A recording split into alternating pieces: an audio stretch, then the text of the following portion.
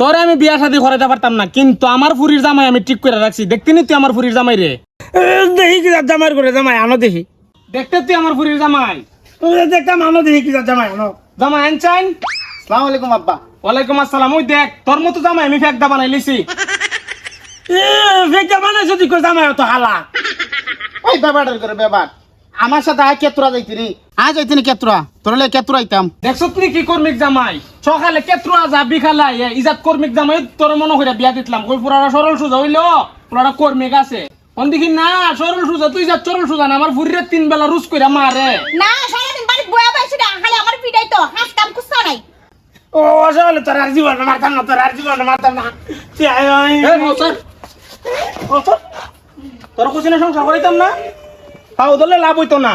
আমার জির জামাই আমি ঠিক করে লাইছি।